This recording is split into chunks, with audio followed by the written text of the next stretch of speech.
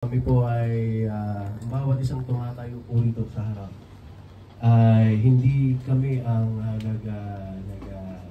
nag-presenta. Kami po ay pinili ng ating pastora na tumayo dito. At kami po ay naniniwala na anointed po yun ng Panginoon kung bakit kami po ang naitalaga na maghatid ng mensahe para kung wala sila sa mga pagkakataon. Amen? Amen. And naniniwala po at kiniklaim ko na po na ang Diyos ay sasamahan tayo sa paghahatid ng kanyang mensahe. Alam ko po na ang bawat salita ang aking bibigkasin dito sa harap ay manggagaling sa kanya. Amen. Amen. Amen. Tayo po ay magsitungo muna para sa panalangin natin. Hallelujah, Lord God Jesus. Mahal na Panginoon, dakila ka, O Lord God Jesus. Ikaw ang pinakamakapangyarihan sa lahat. Amen. Ikaw, Panginoon, ang may gawa ng langit at lupa. Ikaw ang nagbigay ng buhay namin. Harapat dapat ka sa aming pagpaparangal at pagpupuri. Maraming salamat, O Lord God. Ang pangalan mo lamang ang aming tataas sa mga oras na ito. Lord, ako po ay hindi po karapat dapat na tumayo dito sa harap at maging instrumento mo ngayong araw na ito para sa paghahatid na iyong magandang balita sa bawat isa sa amin. Samahan niyo po ako, Panginoon. Padala niyo po, Panginoon, ng iyong banal na Espiritu. Bigyan niyo po ako ng karunungan.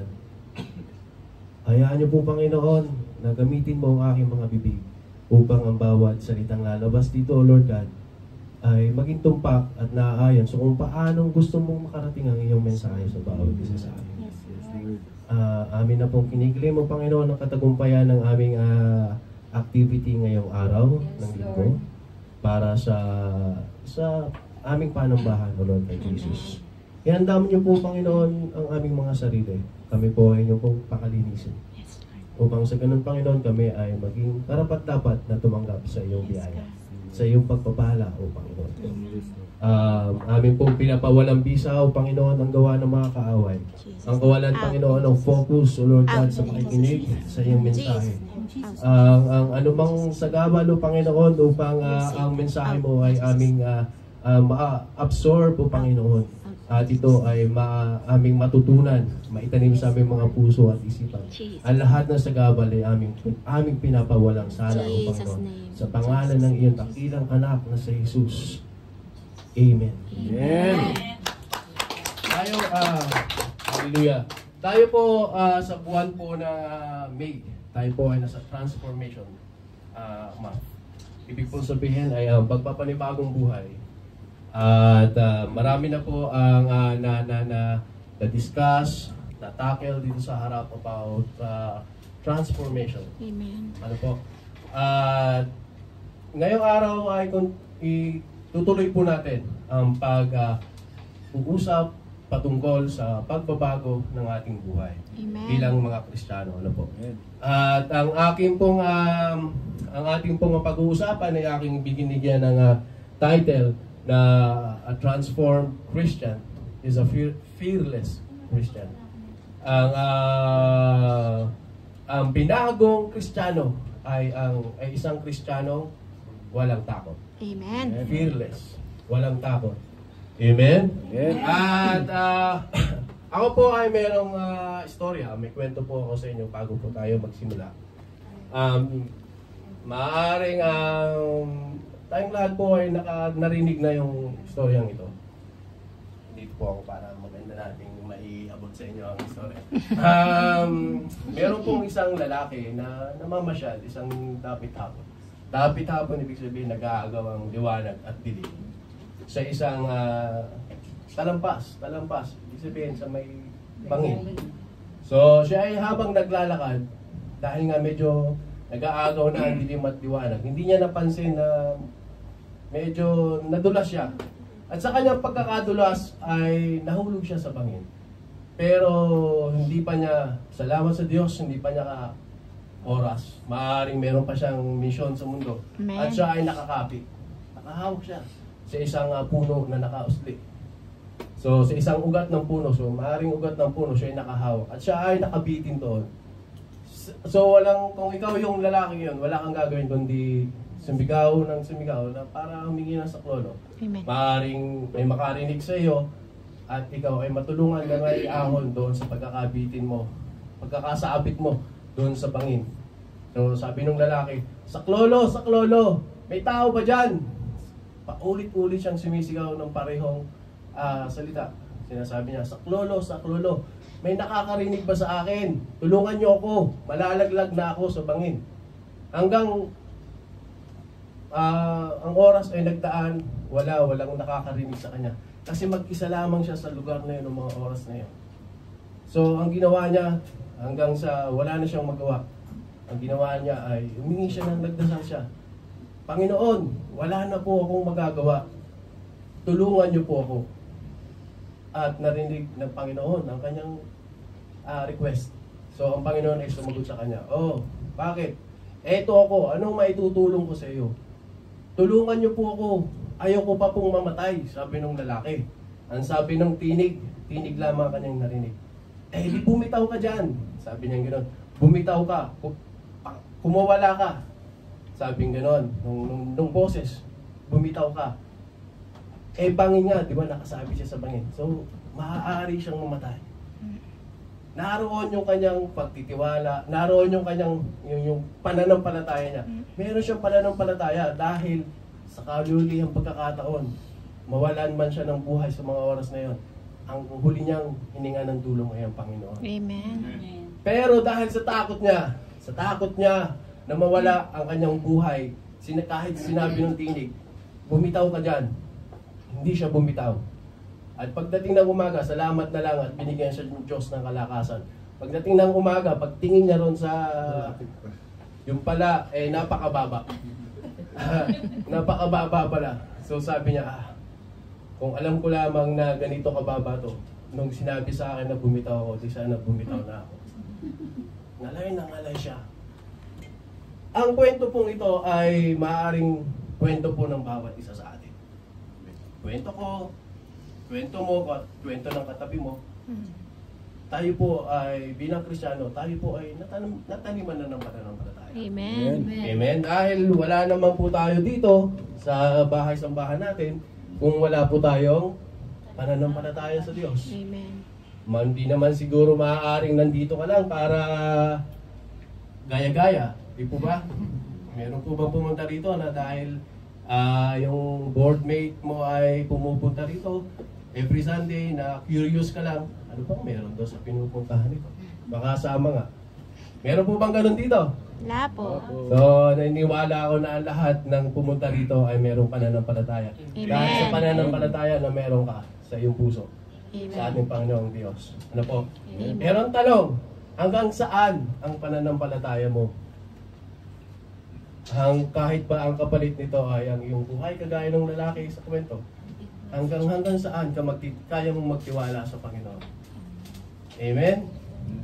Hindi lamang po yan ang kwento. Napakaraming istorya ng kung paanong ang pananampalataya mo ay hinapi o tinalo ng takot. Kagaya po ni Pedro sa Bible. Si Pedro po kasi siya, di ba, siya yung nakapaglakad sa ibabaw ng tubig. Tama, di ba?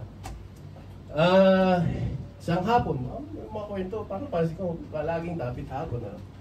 Isang dapit hapon pagkatapos nangangaral ng grupo ng Panginoong Jesucristo sa napakaraming tao. Ito ay nangyari after na pakainin nila yung 5,000 men, lalaki lang. Yung 2 tinapay at 5 tinapay at 2 isda. Naalala ko yun. Ito ay pagkatapos na mangyari yun. Sabi ng Panginoon, magagabi na. Mauna na kayo sa kabilang panig ng lawa. Hintayin nyo na lang ako doon. Magkita-kita na lang tayo. So habang sila ay naglalakbay, nauna na yung mga disipulo. Sumakay sila ng bangka. Habang sila ay tumatawid ng lawa, ang sabi dun sa Bible, after 4 days pa sumunod ang Panginoon. Ini-imagine ko, ano kaluwang yung lawa na yun? Apat na araw, na nung bago pa sumunod ang Panginoon. 4 days sila naglalakbay. Tapos yung 4th day na yun, nasa gitna pa rin sila eh. So sobrang luwang talaga nung lawa. Karagatan na siguro yun, pakalawa lang noon, pero karagatan na siguro kasi napakaluwang. Tapos, nung sila ay nasa gitna na, ay nagkaroon, sumama ang panahon. At lumakas ang alon. At ng mga panahon ngayon, ay nakita nila na mayroong isang taong naglalakad sa ibabaw ng tubig na inakala pa nilang multo. Di ba? Kung nabasa nyo na to, sabi ng mga disipulo, multo, multo. Sumagot si Jesus, huwag kayong matakot. Ako ito. Kayo po pala yan, Panginoon, sabi nila. So, kung kayo po talaga yan, hayaan nyo po bang na ako ay makalapit sa iyo, sabi ni Pedro. O sige, halika. So, nakapaglakad si Pedro sa tubig. Subalit, nung siya ay nakalayo na sa bangka, ay may paparating na malaking alon. At yung alon na yon ay nagdulot kay Pedro ng takot. Natakot siya, siyempre, sa kanyang buhay. Na siyempre, kung may alon, nampasin ka ng malaking alon, ikaw ay lulubog at ikaw ay malulunod. Kilala naman natin si Pedro na siya ay bago naging disipulo, siya ay mangingisda. Pero hindi sinabi doon kung siya ay marunong lumangoy. Kasi kung ikaw ay marunong lumangoy, bakit ka matatakot, di ba? Siguro, hindi ko alam. Pero sa tingin ko ay hindi. Dahil natakot siya eh. Siya ay lumingon at siya ay lumubog. Tapos, after na lumubog, humingi siya ng saklolo sa ating Panginoong Jesucristo. Panginoon, Panginoon, tulungan niyo po ako. At iniahon siya ng Panginoon. So ano ang sinabi sa kanya ng Panginoon pagkatapos siyang iahon, pagkatapos niyang iahon sa Pedro sa pagkakalubog sa tubig? Tingnan po natin sa Mateo 14:31. Sorry. Mateo 14:31. Mateo. Wala. Sis Meryl. Wait lang bro. Mateo.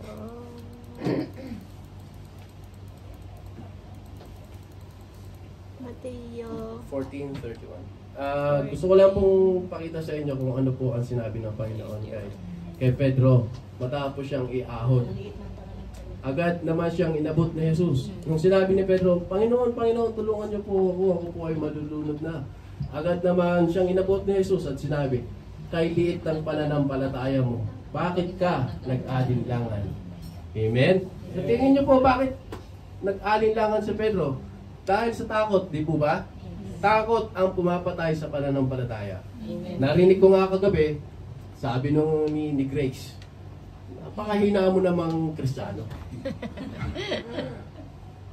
Napakahina, mahina, di ba? Eh, kasama na niya si Lord eh. Amen. Araw-araw. Paano pa kaya tayo? Personal. May personal silang interaction with the Lord. Amen. Pero, nag-alinlangan pa rin siya. Kung ikaw kaya si Pedro, sa tingin mo, nakikita mo na yung himala, di ba? Yung 2 isda, 5 tinapay, 2 isda, pinakain ng 5,000 people. Men lang yun, lalaki lang yun. 5,000 lalaki. Hindi pa kasama ang babae at mga bata. Mula sa 5 loaves and 2 fishes. Ay pinakain niya ni Kristo. Naghimala siya, di ba? At sobra-sobra pa raw yun. Meron pa raw silang nadala papunta sa kabilang pampang. Yun ang pagkakaintindi ko nung nabasa ko yung verse na yun. Meron pang sobra-sobra. Hindi nakalimutan ko na lang kung ilang basket yung sumobra doon sa 5 tinapay at 2 isda. Kita ni Kristo, ni Pedro. At hindi lang yun. Nagpapagaling si Lord ng mga may sakit.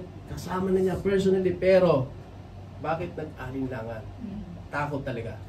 Ang takot ang siyang pumapatay. Sabi nga, lagi nating narinig, when worry and fear are present, faith is absent. Amen. Amen? So talagang totoo yun. Totoo yung kasabihan naman. Kapag ang takot at ang pag-aalala ay naandiyan, ang iyong pananampalataya ay nawawala. Amen. Nag-day off. Amen?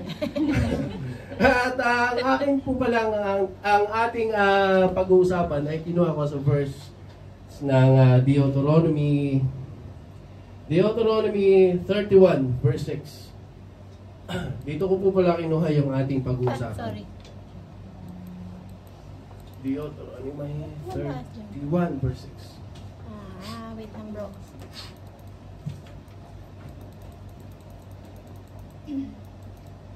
Deuteronomy 31 verse 6. 31:6. Ayan. Ang sabi sa dito ko po nakuha yung ating verse for today. Ang magpakatatag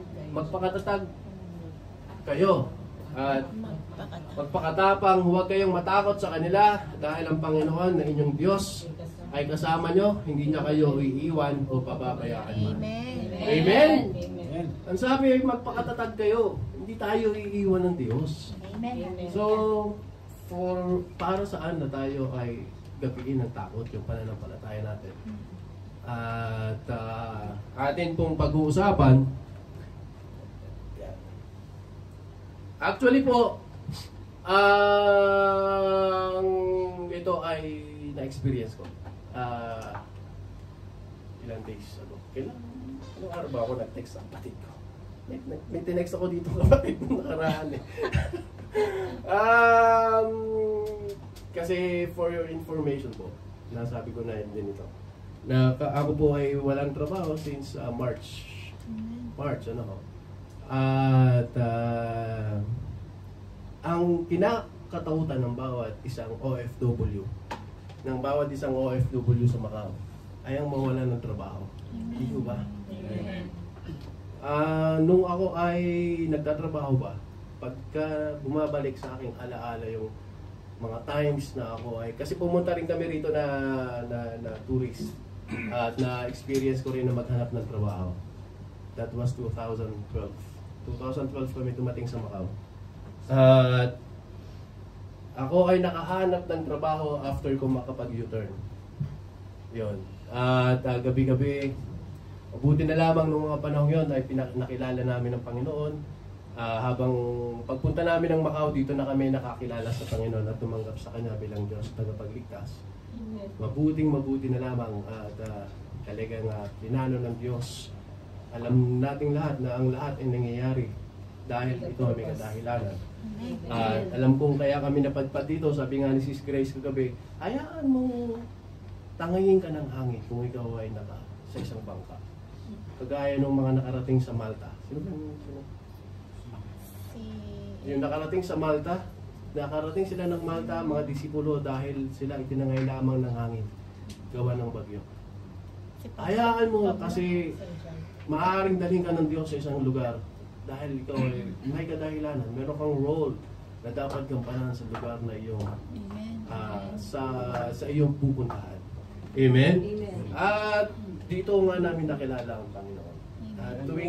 Madaling to make the long story short, tuwing ako yung nagtatrabaho na dati, ay lagi pag naalala ko pag bumabalik sa utak ko mga times na ako ay naghahanap ng trabaho, parang bangungot yun sa akin. Dumating na nga yung time, February 2024, nanawalan ako ng trabaho. Sobrang blessed ko dahil compare noon na hindi ganong kalalim ang aking pananampalataya. Ngayon ako ay hindi nag-worry sa paghahanap ng work. Sa totohanan lamang. Pa-easy-easy nga lang ako nung dahil alam kong ang Diyos ay alam natin dahil tayo ay naturuan na ni Pastora Joy Lopez. Bumbo. Pastora Jocelyn Lopez na asawa ni Pastor Renato Lopez. Na huwag kang mag-alala, nangyayari ang lahat dahil everything happens for a reason. Yes. Nangyayari ang mga bagay-bagay dahil may kadahilanan. May dakilang plano ang Diyos sa bawat isa. At yun ang aking pinanghawakan. Kaya salamat sa Diyos, yung takot ko ay na-overcome ko. Na takot ko nung ako habang nag-work at nung nandun ako ay wala akong takot. Dahil alam ko ang Diyos ay may plano. At kiniklaim ko na, nag-message kasi sa akin yung company sa June 11, your visa will come out. Amen. Amen. Salamat sa Diyos. Blessing from the Lord. Amen.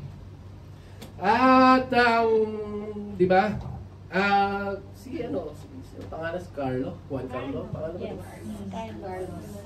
Meron ka bang nangangamba ka ba na sa kahinat na paghahanap mo ng work ngayon? Meron. Meron. Hindi naman pumawalan. Pero, trust the Lord. Wala po sa kanya. Amen. Amen. Luman ang mangyari sa dulo ng iyong paghahanap ng work. Kung mag-alala, kasi wala naman limit, unlimited ang pagbalik ng Macau. Amen. At si Lord ay lagi may perfect timing. Yes. Amen. At ang bawat ang Diyos, ang kanyang plano sa bawat isa ay ang pinaka-the best. Amen. Hindi natin pwedeng ipilit kung hindi pa oras. Amen. Amen. Huwag kang magalala. At yung mga days na ginugol mo, pag yan ay nakuha mo na yung work mo, yun yung pinaka-the best para sa iyo. At babayaran ni Lord yung mga days na ginugol mo ito. Amen. Multiple times. Amen. Hallelujah. At yun nga, di ba, ang transformed Christian is a fearless Christian. Ang binagong Kristiyano ay walang takot na Kristiyano. Amen. At ang pag-uusapan po natin ay how to become a fearless Christian. Amen. Paano ba tayo magiging Kristiyano na walang takot? Amen? Parang naalala ko tuloy si Andres Bonifacio, atapang na tao. Biglang baso. Atapang na tao. Atapang na Kristiyano. Di ba? Si Allen Pasha, atapang na Kristiyano. Amen. Number 1, do not live in darkness. Do not leave. Huwag kang mamuhay sa kadiliman. Amen. Darkness stands for sins and our secrets in lives. Ang kadiliman ay tumatayo para sa ating mga kasalanan at sa ating mga sikreto sa buhay. Amen? Amen. Ang isang taong may ginagawang hindi maganda, ito ay paranoid. Di ba? Lagi tayong may takot. Ang isang asawang lalaki o isang asawang babae na may ginagawang hindi maganda. Halimbawa, yung lalaki ng bababae, ng chichiks. Di ba? Lagi itong paranoid. Amen? Amen. Takot sa sariling multo. Yan ang sabi. Lalabas ng bahay, may nag-uusap na kapitbahay. Kaya ata pinag-uusapan sa bahay. Di ba? Natingnan ka lang ng parang may dahilan na kagad. Ang asawa mo, porque meron kang ginagawa, may napanood ang lumawa sa Korean novela. Alam mo bang si ganyan?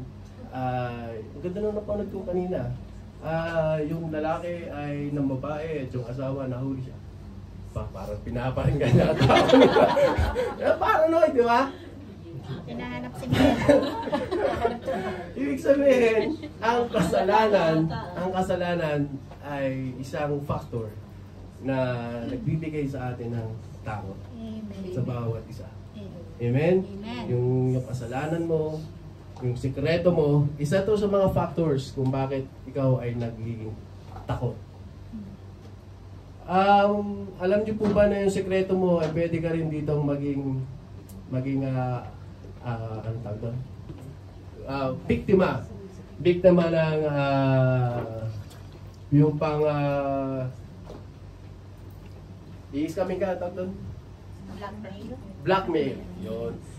Pwede kang i-blackmail din ang kapwa mo dahil dyan sa iyong kasalanan at sa Yes. sikreto mong itinatago. Amen. Kaya wala kang magagawa kundi ang baba, may girlfriend ka, iba-blackmail ka na, hoy, kita tayo uli, namimiss na kita.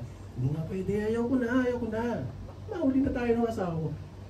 Sige, titext ko yung asawa mo. Wala ka nang magagawa kundi sumunod ka na lang ng sumunod kahit ayaw mo na. Di po ba? Ito ay maaaring haka-haka o lamang, pero bakit alam ko?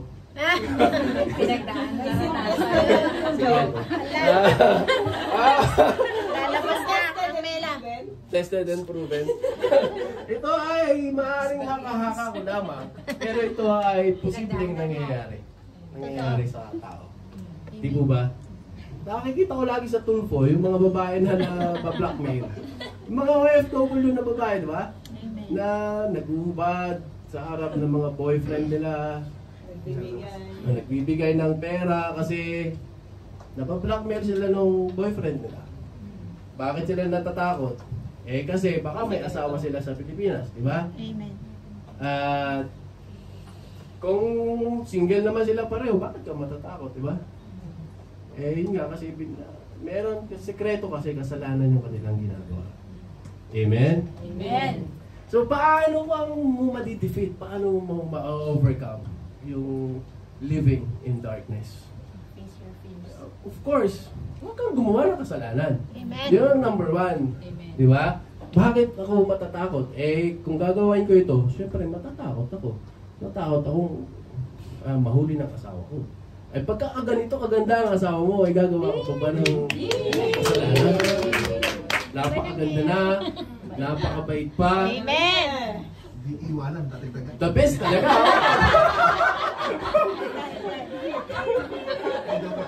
The best ka, Ah. JP.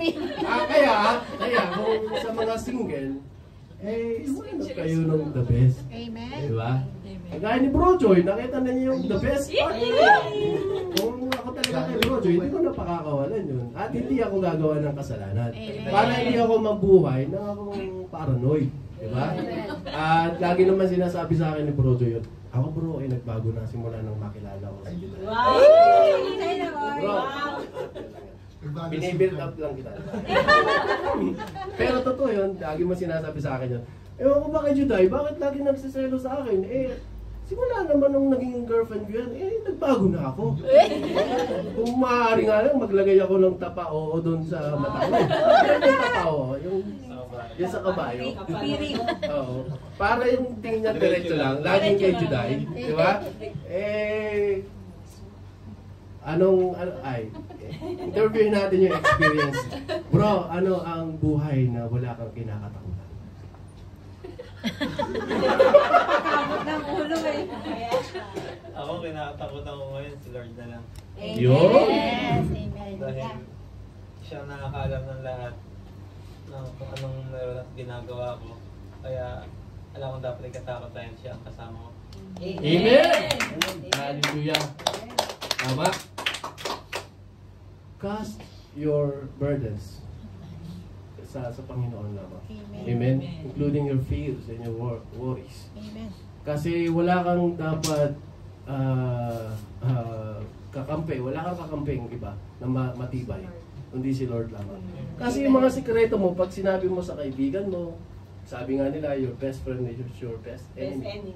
Kasi once na hindi kayo magkasundo ng kaibigan mo, wala na. Yung mga sikreto mo, yan ang matinding revenge. Tapos ikaw yung may kasalanan, ay wala na.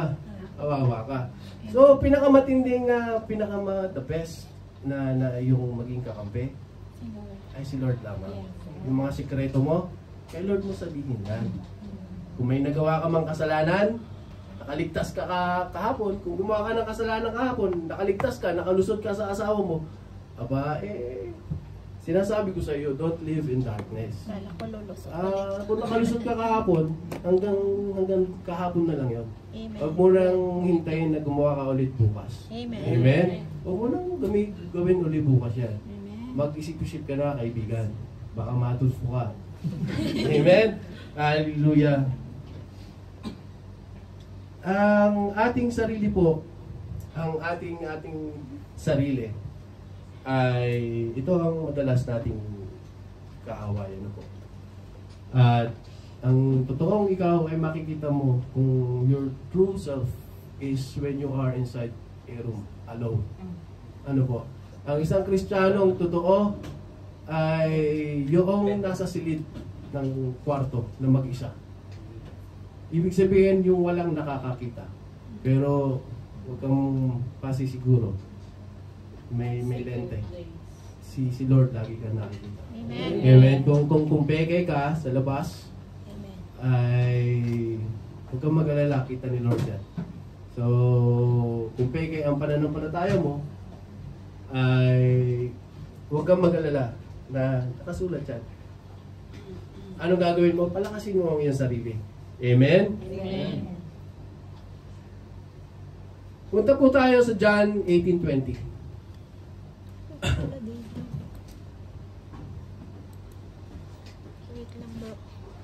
Juan 18:20. Oh, wala naman nakaano si Sister Hel. John 18:20. 18:20. Sumagot si Jesus, hayagan akong nagsasalita sa mga tao. Lagi akong nangangaral sa mga sambahan at sa templo kung saan nagtitipon ang lahat ng Hudyo at wala akong itinuro ng palihim. Amen. Amen? Kahit si Kristo ay hindi nagturo ng secretly. Amen? Lahat ng kanyang itinuro ay nasusulat sa Biblia at hayag. Amen? So, ikaw ba na tagasunod ni Kristo, dapat ka bang merong itinatago bilang Kristiyano? Dapat hayag ang lahat sa atin. Kung ano tayo dun sa loob ng silid, mag-isa, ganun din sana tayo sa labas. Amen. Ganun din sana tayo pag tayo nandito sa loob ng bahay-sambahan natin. Kung ano si Alem, kung si Alem dito sa bahay ng sambahan na hindi nagmumura, sana pag mag-isa si Alem ay hindi rin nagmumura. Amen. Amen. Kung si Alem ay yung asawa lamang niya yung kanyang minamahal, pagka kasama niya yung asawa niya, pag mag-isa siya, yung asawa rin niya yung laman ng puso at isipan niya. Amen. Ganun dapat. Amen?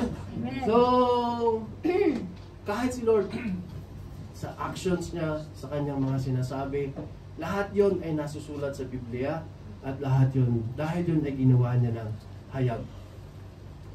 Hayag. Kasi wala siyang dapat itago. Wala siyang itinatago sa atin. Tingnan po natin sa Juan 2:27. Juan 2, Kabanata 2, Talata 27. Hanggang 25 lang naman to ba? 1 John pala. 1 John 2:27.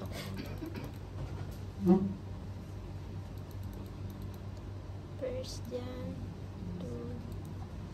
2:27. Yan. Kung tungkol naman sa inyo ang banal na Espiritu na tinanggap nyo kay Kristo ay nananatili sa inyo, kaya hindi na kailangan turuan pa kayo ng iba sapagkat ang banal na Espiritu ang magtuturo sa inyo sa lahat ng bagay.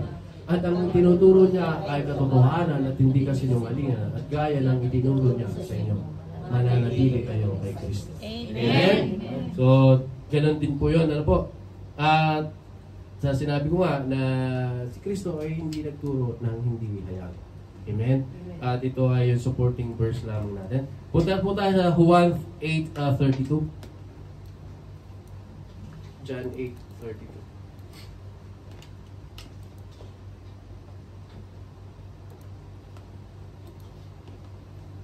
Malalaman niyo ang katotohanan at ang katotohanan ang magpapalaya. Amen.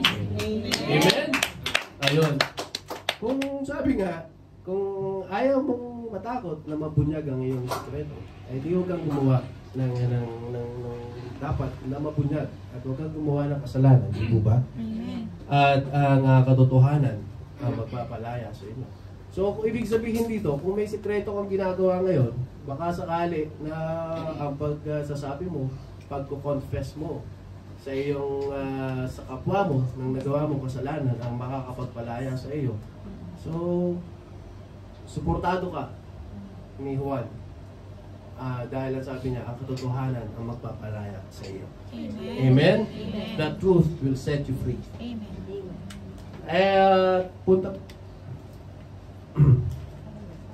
Punta po tayo sa number 2. Point number 2. Convert weaknesses to strength. Number 2 po ay yung weaknesses po ay gawin mong kalakasan mo. Amen? Have a strength borrowed from Jesus. Weakness surrendered to Jesus becomes strength. Maaari kang manghingi ng kalakasan kay Kristo. Kagaya ko po, sa tuwing ako ay pangatlo ko po na yatang Sunday. Every time na ako po ay sasabihin na pastor, "Oy, kuya, aalis ako. Pwede bang ikaw sa Sunday?" Naroon pa rin yung palagi first time yung feeling. Kinakabahan ako, na hindi ko alam kung ano ang aking gagawin. Tuwing ako haharap po dito sa harap, hindi nyo lang halata, Ako po ay kinakabahan. At natatakot, syempre, na humarap. Kasi nga po, ako po ay kumpara, hindi po, sabi nga ni Sis Grace, ang level ng ating faith ay hindi pare-pareho. At ang wisdom na meron tayo ay hindi pare-pareho.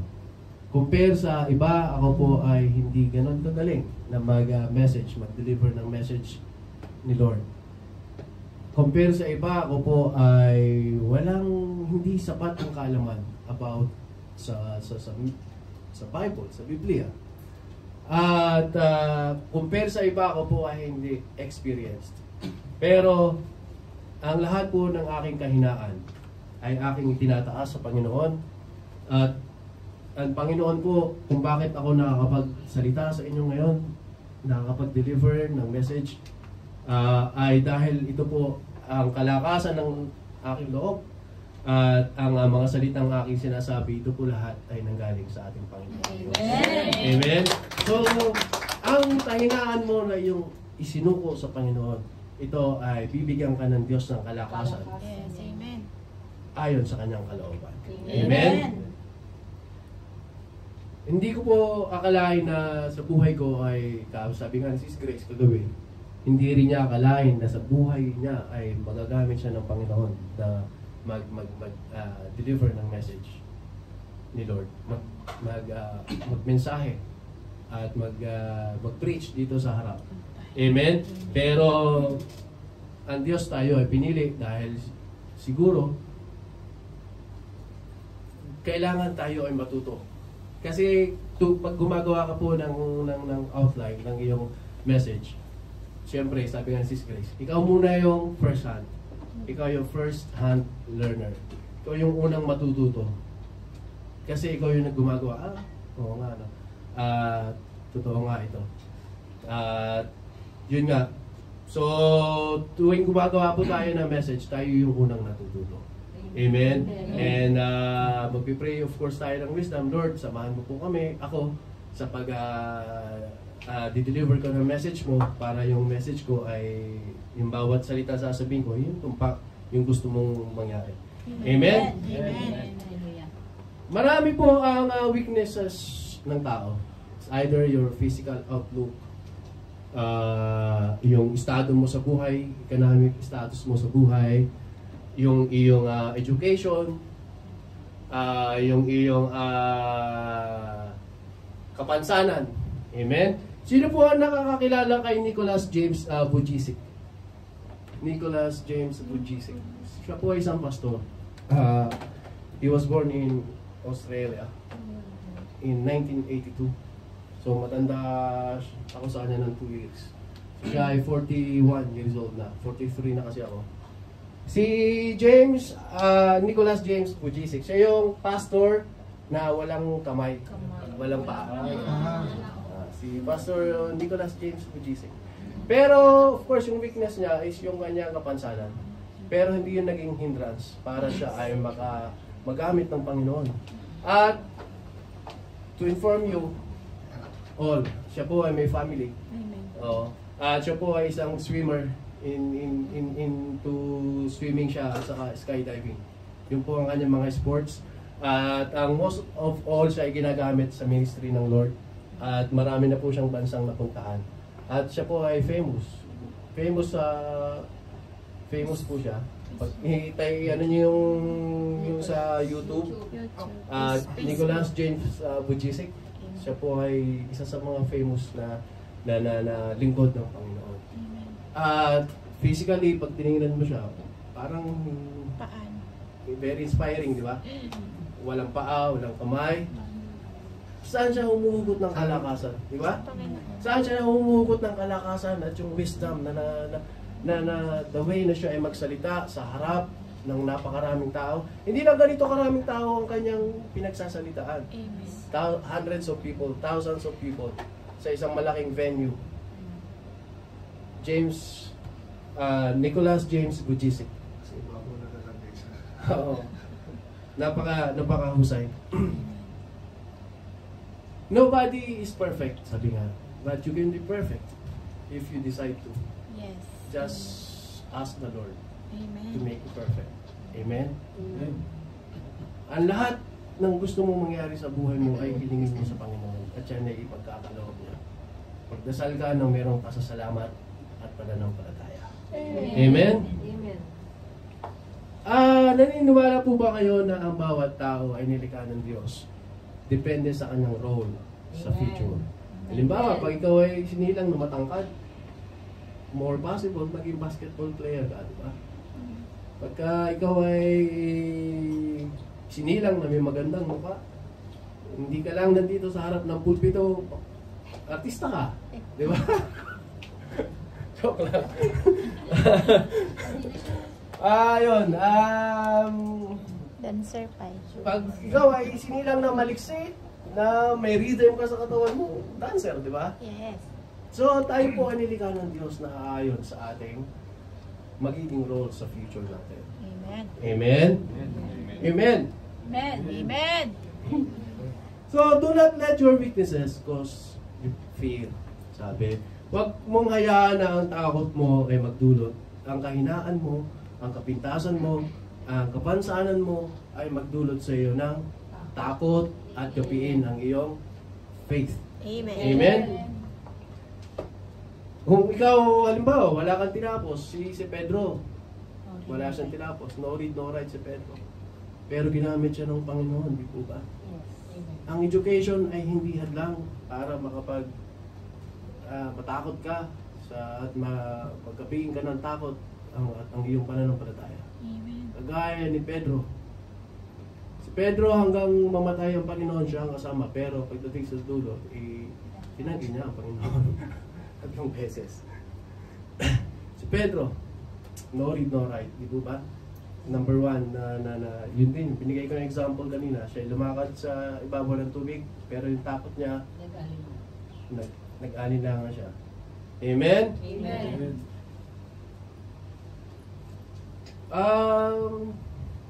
Kung kailangan mo ng wisdom, kagaya ni Solomon, di ba? Si Solomon, si Haring Solomon, wisdom ang hiniling niya sa Panginoon na Diyon ay ganyang pinagkaloob. So, kung may kailangan ka sa buhay mo, Lord, talagang gustong-gusto ko po, Panginoon, na gamitin mo ako sa iyong ministry. Ako po, Panginoon, sabi ni Sis Grace kanina, bro, sa pagkanta talaga wala ako. Bakit si Solomon? Sis, may pag-asa pa pala. Amen? Sol. Sol. Basahin natin si Solomon sa 2 Chronica 1:11-12. Saan ba yun?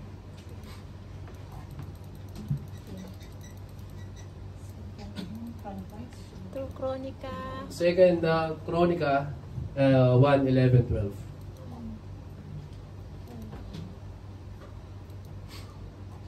Sinabi ng Diyos kay Solomon, dahil lumingi ka ng karunungan at kaalaman sa pamamahala ng aking mga mamamayan, na kung saan ginawa kitang hari at hindi ka humingi ng kayamanan o karangalan o kamatayan ng iyong mga kalaban o mahabang buhay, ibibigay ko sa iyo ang iyong hinihingi. At hindi lang iyan, bibigyan din kita ng mga kayamanan at karangalan na hindi pa nakakamtan ng sino mang hari noon at sa darating. Amen. Amen! So, sis, yung sabi mo kanina, di ba? Mali, hindi lang yan palang ibibigay sa iyo ng Diyos. Pag humingi ka ng Lord, gusto ko pong kumanta. Gusto ko pong maging member ng worship team. Yes. Kaso po, Panginoon, Hindi umaayon. Umaayon yung boses ko sa ministry na gusto kong aniban. Sige, mamaya pag-ising mo, magaling ka na kumanta. Amen. Ha? Ate Malen daw may pag-asa din. Ate Malen! Amen? na yung tuwing umaga. Sabi nga, di ba? Sabi, ang napakalinaw. Sabi, dahil humiling ka ng karunungan, hindi mahabang buhay ang iyong hiniling sa akin. O sige, pagkakalooban kita ng karunungan. At hindi lang yan. May take away pa. Katanyagaan at kayamanan. Karangalan at kayamanan. Amen. Binigyan pa siya ng buy one, take two. Buy one, take three. Kasi may dalawang free. Ayos, di ba? Amen. Amen! Hallelujah. May kwento rin sa Bible. Napakaraming kwento sa Bible. na may mga weaknesses na ginamit ng Panginoon. Si Moses. Si Moses, siya ay nag-i-stutter. Siya ay naguutal sa pagsasalita. Chochoy! Ganun siguro siya. Stuttering is parang ganun. Magandang magaw sa inyo lahat. Ganun, diba ang nautal? Nung inutusan siya ng Panginoon, Moses, ikaw ay aking inutusan na iligtas mo ang mga Israelites sa pagka-alipin mula sa mga Egyptian. Siyempre, nag-alinlangan si Moses. Lord, bakit po ako? Hindi po ako, meron po akong kapansanan, hindi po ako magaling magsalita. At alam niyo, sinagot ng Panginoon. Sinabi na mo, tingnan natin muna kung ano sinabi ng Moses sa Panginoon. Exodus 4:10 to 11.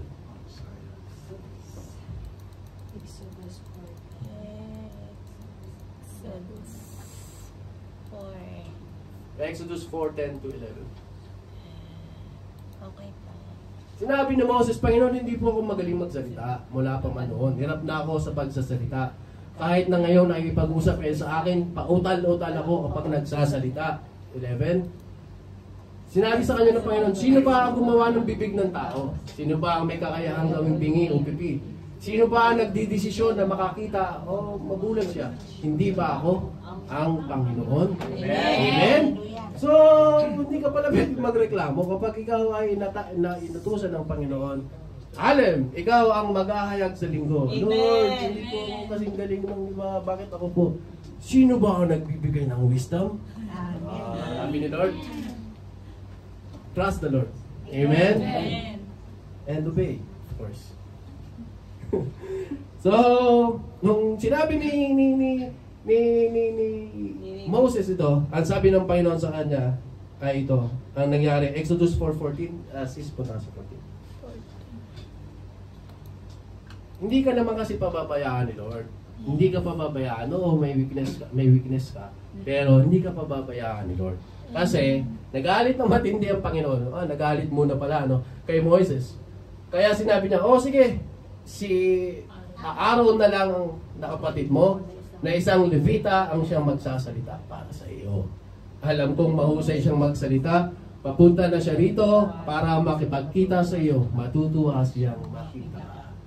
Gagamit ang Diyos ng maaaring tao or maaaring kagaya ni Solomon, directly ibinigyan siya ng gift of wisdom. Ito naman, gumamit ng tao para tulungan ka.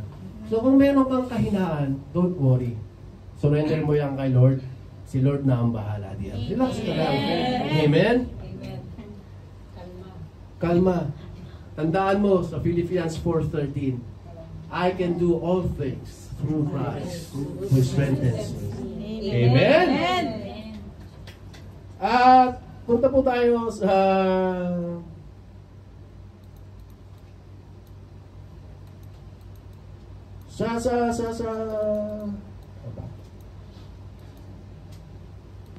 ating pangatlo. Don't be obsessed on temporary things. Huwag po tayong masyadong obsessed sa mga temporary na bagay. Huwag po tayong masyadong maging, ano ba yung obsessed sa Tagalog? Ito ay sobrang pagmamahal Sobrang pagpapahalaga. Huwag tayong magbigay ng sobrang pagpapahalaga sa mga bagay na temporary lamang, pang-samantala lamang. Amen. Ano po ba yung mga pansamantalang mga bagay? Yung trabaho mo. Amen? Lahat ng bagay po sa mundo ay temporary lamang. Mawala man daw ang mundo, magunaw man ang mundo, iisa lamang ang mananatili. At yun ay ang salita ng Diyos. Amen? So, bakit ang sabi? Para hindi gabiin ng takot ang iyong pananampalataya. Huwag kang magbigay masyado ng pagpapahalaga, sobrang pagpapahalaga sa mga bagay na pansamantala lamang dito sa mundo. Ang lahat ay pansamantala lamang. Yung mga tubig na iniinom mo, pansamantala lamang yan. After ka uminom, ilalabas ng katawan mo yan. Either sa pag-ihi mo o sa pagpapawis mo. Yung mga pagkain na yung kinakain, pansamantala lamang yan. Ilalabas mo rin yan. Amen? Yung hangin na, yung oxygen, pansamantala lamang yan. Lalabas yan. Ay in the form of carbon dioxide. Amen? Amen. So, walang permanente sa mundo. Kahit yung girlfriend mo, Asawa mo. yung asawa mo, pansamantala lamang yan. Pag sinabi ni Lord na kukuhanin ko na yan, wala kang magagawa. Kukunin talaga, mawawala yan sa'yo. So what for na ma-obsessed ka? Ang Diyos po ay seloso. So we cannot love other more than the love that we are giving for the Lord. Amen? Hindi mo kayang mahalin ang iba, ang mga bagay na ang tao maliban ng mas higit pa sa pagmamahal na ibinibigay mo sa Panginoon. Amen. Amen? So, don't be obsessed on temporary things. Amen? Natatakot ka na mawala yung girlfriend. Amen? And dahil sa takot mo, binabantayan mo na siya 24 hours. Amen? Hanggang sa makalimutan mo na yung ministry mo. Madalas gano'n ano po. Sobrang obsessed ka sa work mo. Kahit na halos 24 hours ka na nagtatrabaho, nakakalimutan mo na ang magpahinga. Ang buhay mo, ang katawan mo ay ang templo ng Panginoon. Isipin mo rin, bigyan mo rin ng kapahingahan ng iyong katawan. Huwag puro trabaho. Amen? Amen. At mamandaliin na po natin. Bilisan na po natin, ano po. So malinaw naman po siguro yan, ano po. Don't be obsessed on temporary things. Para mabilis tayo matapos. Punta sa 1 John 2:17. 2:17 bro. 1 John 2:17. 2:27 to. Wait lang. First John.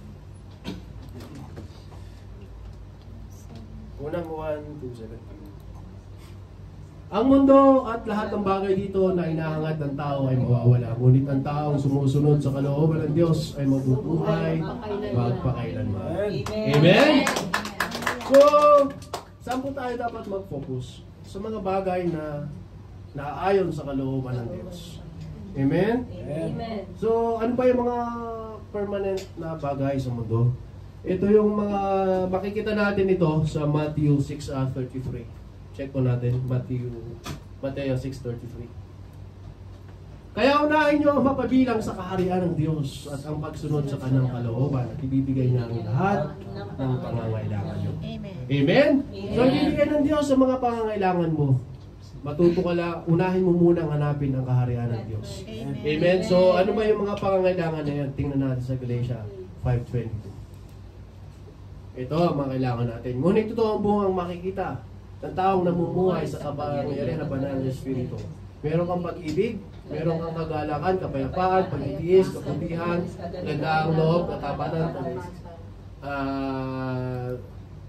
kainahunan at pagpipigil sa sarili. Kung ganito ang pamumuhay, hindi natin malalaman ang mga gusto.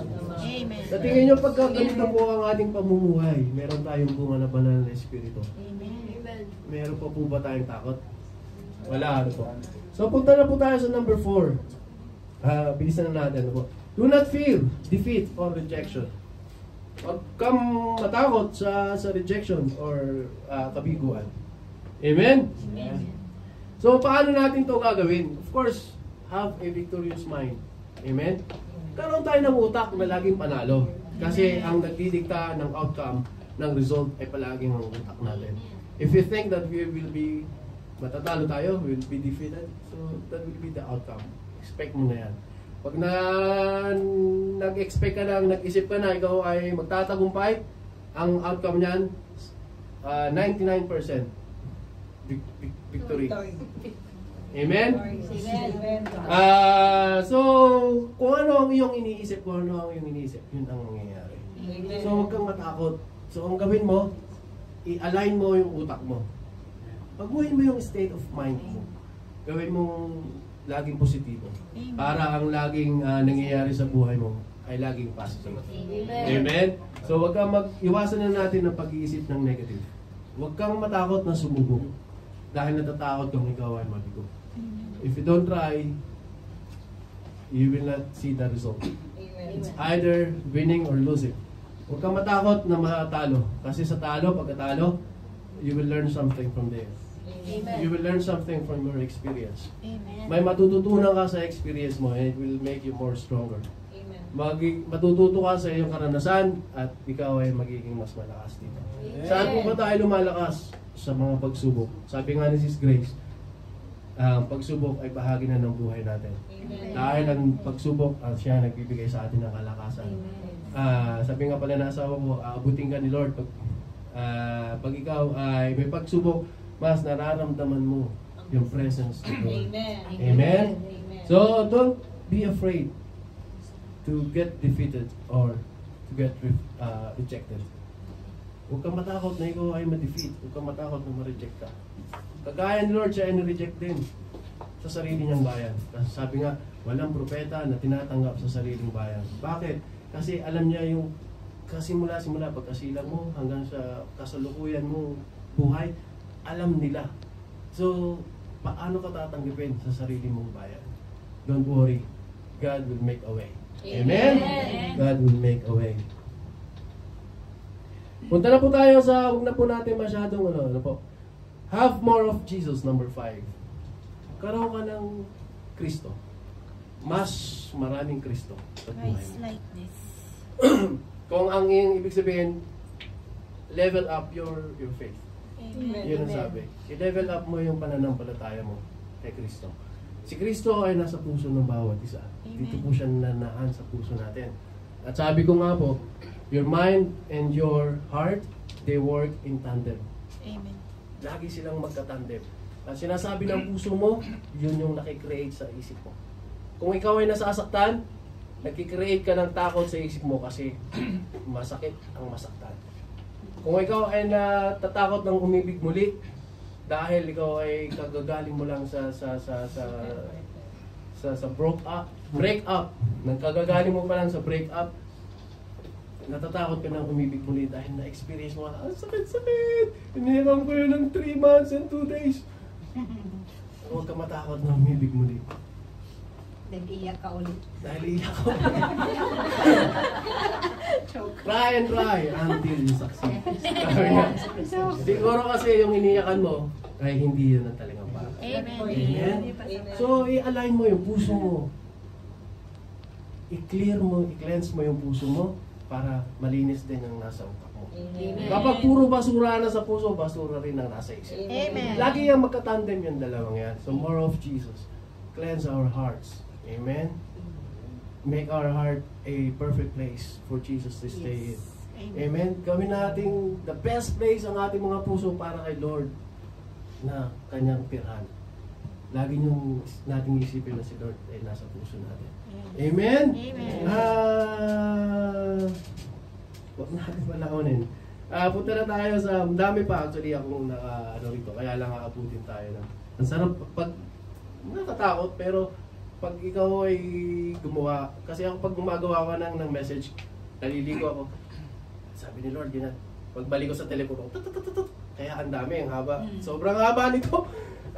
Punta na tayo sa conclusion. Conclusion. Haba pero nasa conclusion na yun. Hindi, inano ko na lang. Sinamarize.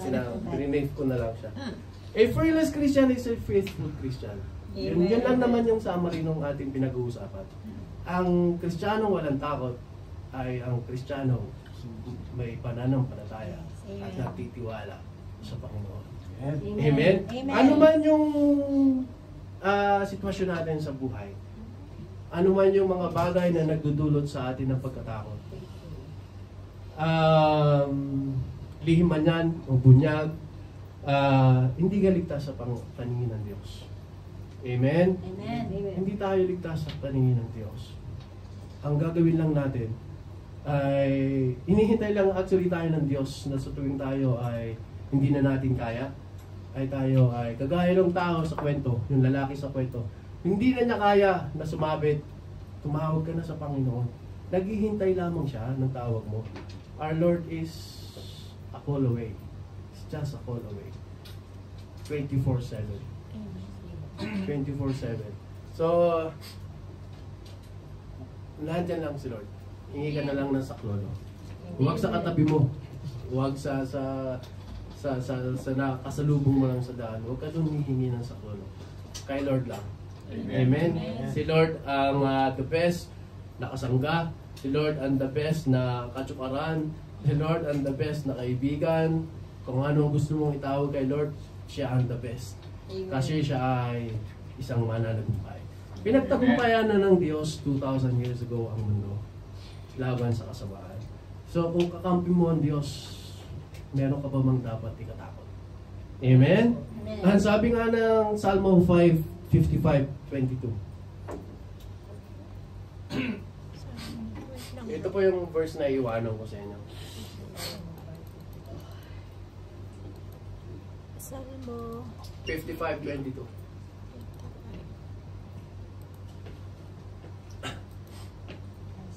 Ibigay mo sa Panginoon ang iyong mga alalahanin at aalagaan ka niya. Hindi niya pababayaan ang mga matutuwid magpakailanman. Amen. Hindi niya pababayaan kung ikaw ay matuwid. Amen? At sa Joshua 1:9, favorite verse ko to. Joshua 1:9. Kulang-kulang si... Wait lang bro ah.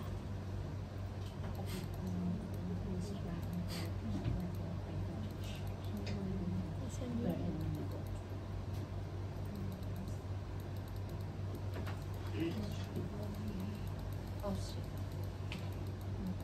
Joshua 1:9.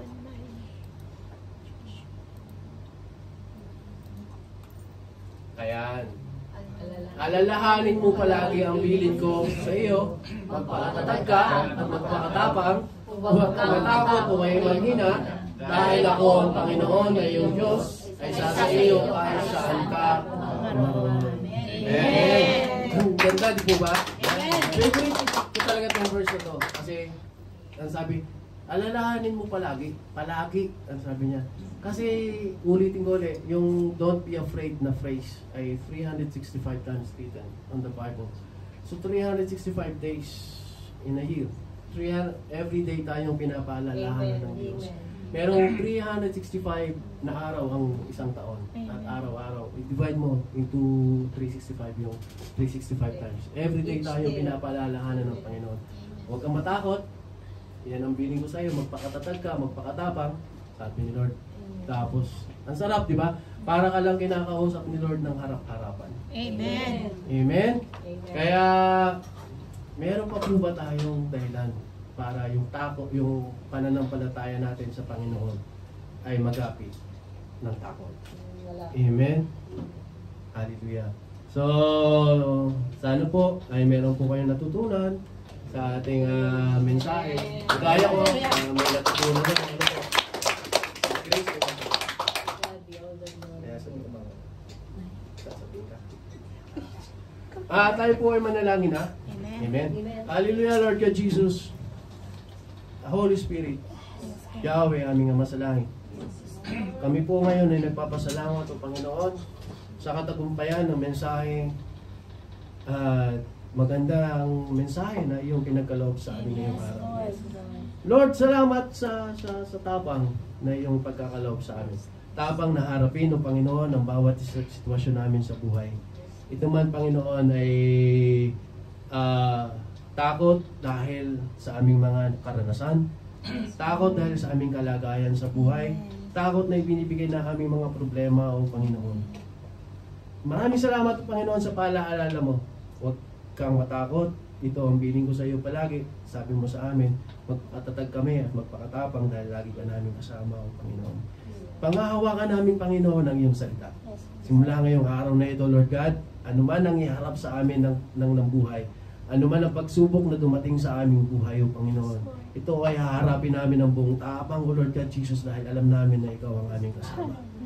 Dahil alam namin, Panginoon, na ang Diyos na aming sinasamba ay buhay at mananagumpay, o Panginoon. Hallelujah, Lord God Jesus. Nawa, Panginoon, ang mga mensahe mo ngayong araw na ito ay aming malakaran at may magamit namin, o Panginoon, sa aming pamumuhay sa araw-araw, o Lord God Jesus. Lahat ng ito, Panginoon, na aming tinataas sa iyong dakilang pangalan, sa pangalan na Jesus, na aming Panginoon.